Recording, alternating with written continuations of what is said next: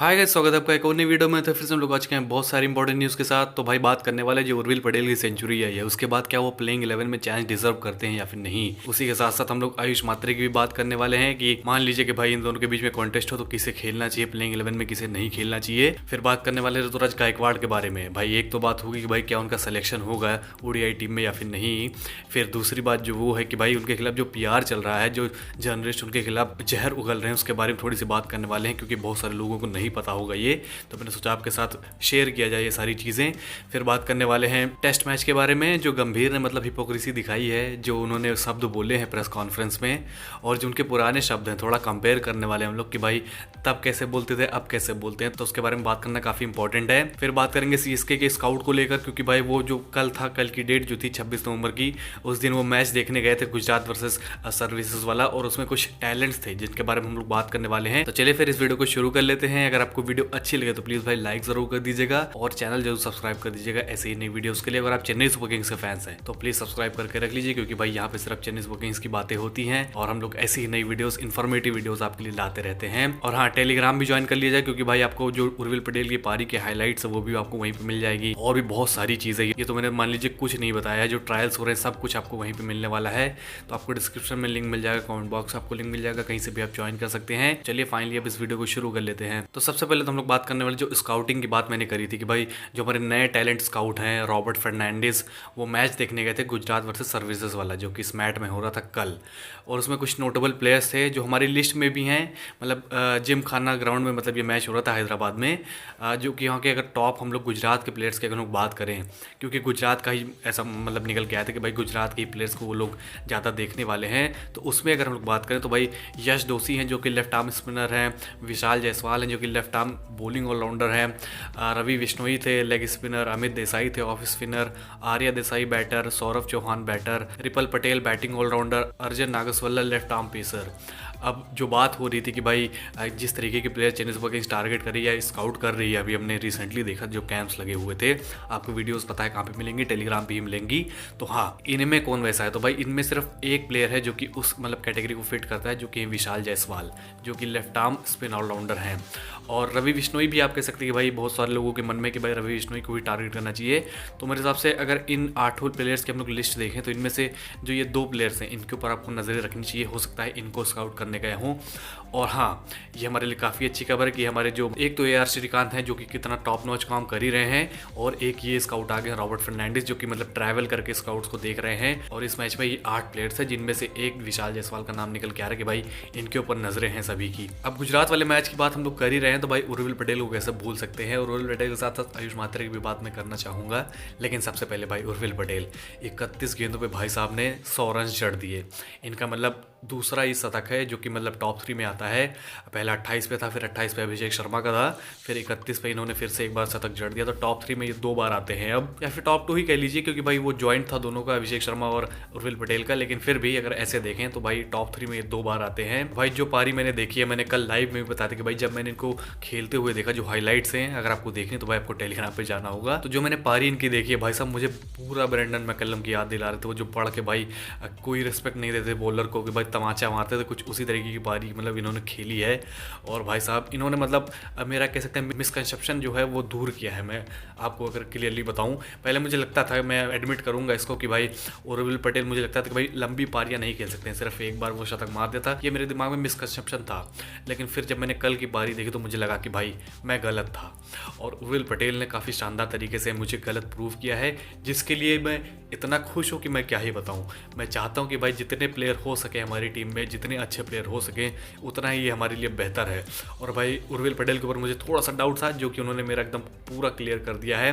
अब होपफुली कि भाई ऐसी फॉर्म जो है वो बरकरार रखते रहेंगे पूरे आखिरी तक, पूरे IPL तक, पूरे ज़िंदगी अपने ऐसी फॉर्म बरकरार रखेंगे तो हमारे लिए काफ़ी बेहतर होने वाला है।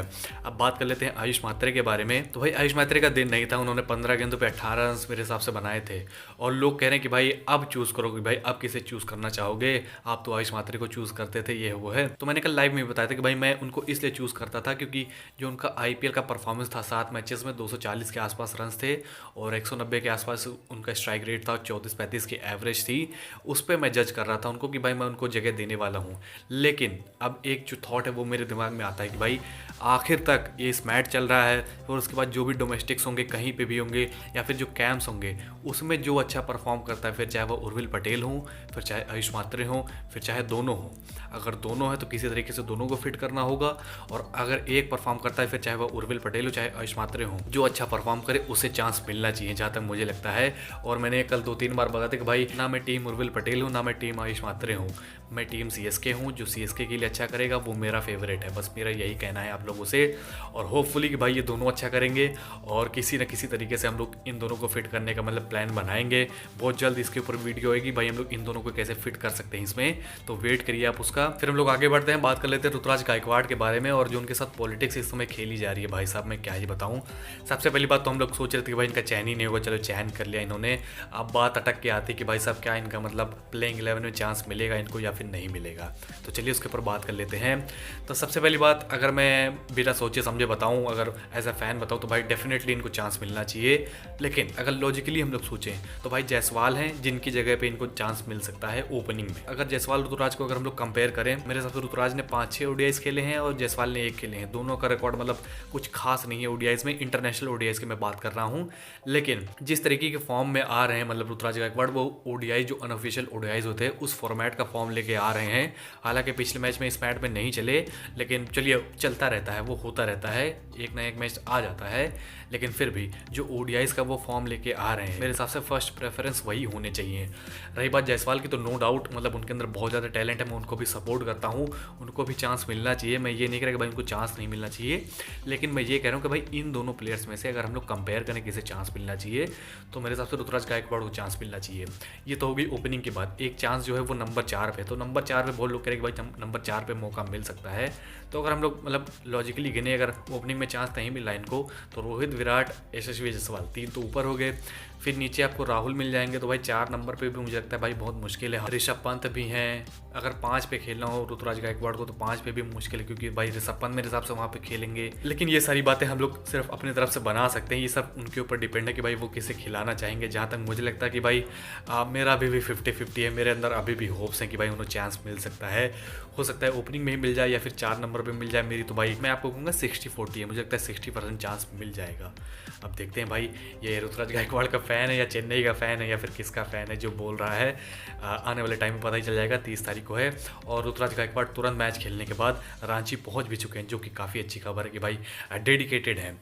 लेकिन अब हम लोग बढ़ते हैं, एक जो नैरेटिव उनके खिलाफ चलाया जा रहा है ओडीआईज में जो सिलेक्शन हुआ था उनका, उसके ऊपर कई सारे जर्नलिस्ट आए हैं बोलने कि भाई ऋतुराज गायकवाड़ का फालतू में चयन कर लिया है। और एक जो हमारे कोलकाता के जर्नलिस्ट हैं, बहुत माने जाने जर्नलिस्ट हैं, उन्होंने बोला कि भाई साहब अभिषेक शर्मा का चयन करना चाहिए, तेज़ बॉल पर ऋतुराज गायकवाड़ खेल नहीं पाते हैं। तो चलो हम लोग कंपेयर ही कर लेते कि भाई तेज बॉल पर अभिषेक शर्मा वैसे ऋतुराज गायकवाड़, रिकॉर्ड्स आपके सामने, मुझे बोलने की ज़रूरत भी नहीं है।